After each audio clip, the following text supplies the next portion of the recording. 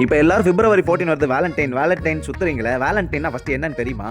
அந்த Valentine meaning ஏதோ சும்மா சந்தோஷமான ஒரு வார்த்தை இல்ல, அது ஒருத்தரோட பேரு. அந்த காலத்துல ஒருத்தர் வாழ்ந்துகிட்டு இருந்தார். அப்படி அந்த வேலண்டைன்ங்கிறவர் என்ன பண்ணிருக்காரு, அவர் இருந்த காலத்துல அங்க ராஜா ஒரு சட்டம் போடுறாரு, இனிமே இந்த நாட்டு மக்கள் யாரும் காதலிக்க கூடாதுன்னு. அவர் மொரட்டு சிங்களா இருப்பார், அவர் ஏன் அந்த சட்டம் போட்டாருலாம் நமக்கு தெரியாது. அவர் வந்து அந்த சட்டம் போட்டு யாரையுமே காதலிக்க கூடாதுங்கிறாரு. நான் சொன்ன இந்த வேலண்டைன்ங்கிற ஆள் என்ன பண்றாருன்னா, ராஜாக்கு தெரியாம மறைமுகமா காதலர்களை சேர்த்து வச்சிட்டு இருந்திருக்காரு. இதை அவர் பல வருஷமா பண்ணிட்டு இருந்திருக்காரு.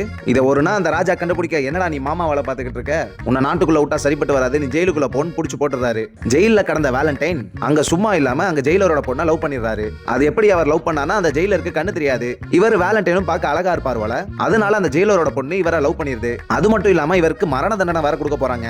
இவர் மரண தண்டனைக்கு போறதுக்கு முன்னாடி அவர் லவ் பண்ண பொண்ணுக்கு ஒரு லெட்டர் எழுதி வைக்கிறாரு. அப்புறம் பிப்ரவரி 14 அவருக்கு மரண தண்டனை கொடுத்துறாங்க.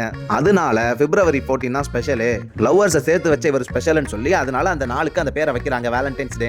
இப்போ எனக்கு இதுல என்ன டவுட்னா, அவர் இறந்து போற நாளை ஏன் கொண்டாடணும்? அதாவது அந்த டைம்ல வருத்த தானே படணும். பாவம்பா, இப்படிப்பட்ட மனுஷன் லவ்வர்ஸ்காண்டி இறந்து போயிட்டாருன்னு வருத்த தானே பண்ணணும். அந்த டைம் எல்லாத்துக்கும் சாக்லேட் கொடுத்துட்டு சந்தோஷமா இருக்குது. இது எந்த வகையில லாஜிக்? இது பாக்குறதுக்கு எப்படி இருக்குன்னா, நம்ம அந்த ராஜாக்கே சப்போர்ட் பண்ற மாதிரி இருக்கு. நான் சொன்னேன்ல, அந்த நாட்டுல மொரட்டு சிங்கிள் ராஜா, அவருக்கு சப்போர்ட் பண்ற மாதிரி இருக்கு. ஒருத்தரோட இறந்த நாளை தான் வேலண்டைன்ஸ் டே கொண்டாடிக்கிட்டு இருக்கோம்.